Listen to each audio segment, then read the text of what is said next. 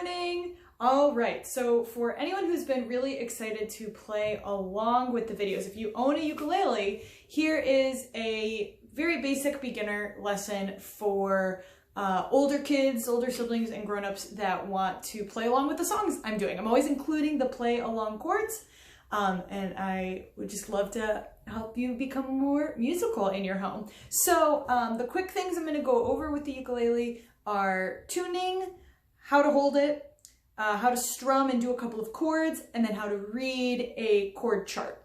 So that's everything you need to know to begin to play along with some of these songs. So the first thing you're going to want to do is make sure that you're in tune, right? If you have a tuner, I've got this little guy, or there's those bigger ones that snap on, or you can get, any app should work great. The Guitar Tuna, T-U-N-A, is the one I use. Just set it to soprano ukulele. The tuning you want is called G, C, E, A. Okay? And the order, it goes from your head all the way down to your toes. G, C, E, A. Or you might have heard, my dog has fleas. And that's the tuning. So you'll just have to twist either tighter or looser, depending on the pitch, to get it closer to the note that you want. And that gets better over time. The more you tune, the quicker you'll be able to get it in tune. You do want to check your tuning every time you pick up your instrument, or, every day, basically. That's if you're playing your instrument every day. There's a lot of ways that it can easily go out of tune. If you play it too much, if you don't play it for a while, the weather, different things like that can change the tuning. So you're not doing anything wrong. Just make sure you always check your tuning. Then the way to hold it, okay? So for my right-handed players, you want to have the head of your ukulele facing your left hand, because you're going to be holding the neck with your left hand. Your right hand's going to be strumming. If you're a left-handed player, whoop, flip it on over that way. Now, your tuning is going to be a little different if you're a lefty, right? Because on a righty, we go from head to toes, G, C, E, A. So then for a lefty, yeah, right? Already it's upside down. So your tuning, you can play everything just like a right-handed player, but you need to make sure that the one closest to your head is G, and the one closest to your toes is A, okay?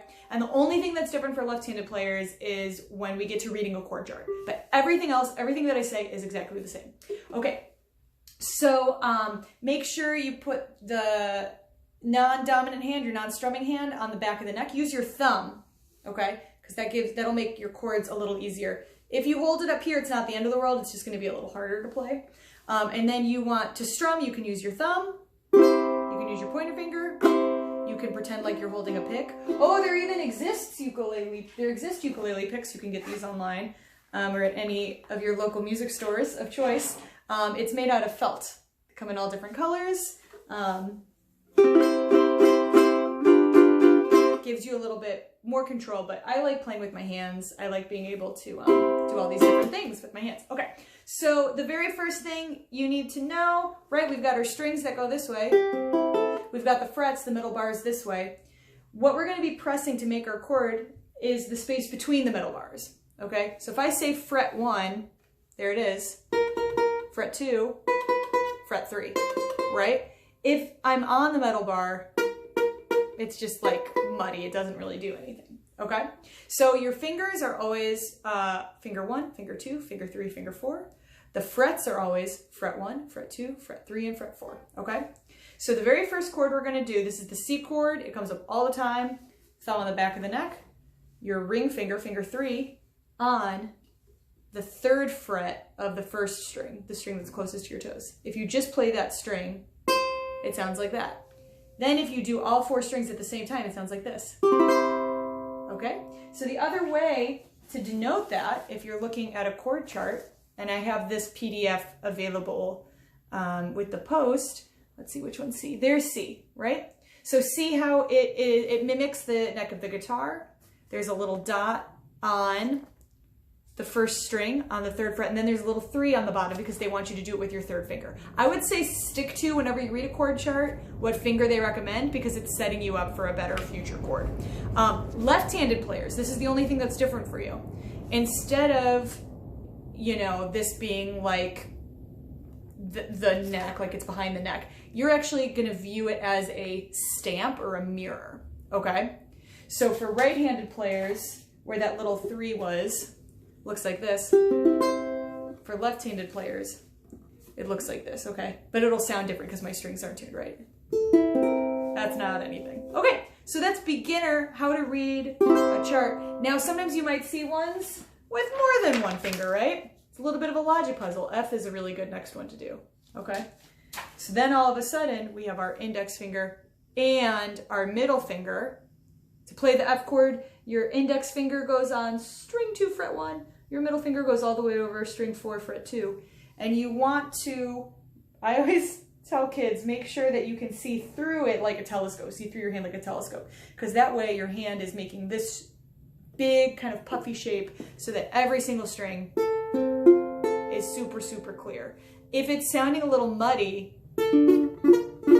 okay, right, you're making like more of a pinch, like more of a frog, is that it? And less of like a claw, okay? So that's like the biggest thing that I see come up if something's sounding muddy. Okay, we've got 2 chords. So let's see, do we remember the C? Right, that's that one. If you just do that, going down with your thumb, with the fingernail of your index finger, either's fine. Check it out, we've got row, row, row your boat gently down the stream. Merrily, merrily, merrily, merrily, life is but a dream.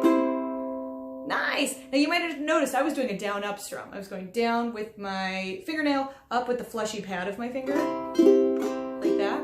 You could also just go down, row, row, row your boat gently down the stream. Just like that. Sounds real cool. Now, the hardest thing is going to be switching from chord to chord. That's very level 2. But if you're feeling a little fancy, you could throw that second chord, that F chord in there. Row, row, row your boat gently down the stream. Merrily, merrily, merrily, merrily, life is but a dream. Ooh, excitement. And we'll keep adding some more chords. So that is a very, very beginner way to play along. There's a lot of songs you can just do with that C chord. A, B, C, D, E, F, G. Mary had a little lamb. I don't know, play around, see what you can find. But now we've got C, we've got F, and see if you can piece a few more of these together and start looking up your favorite chords online. Just pop the song you want into Google and then put chords after it, and it should pop up. And then just make sure your setting is always set to ukulele. Okay, that's your beginner ukulele lesson for today. Let me know if there's specific things you want to know. Leave me a comment or shoot me a message, and I will put some more info on up soon. Thanks, bye!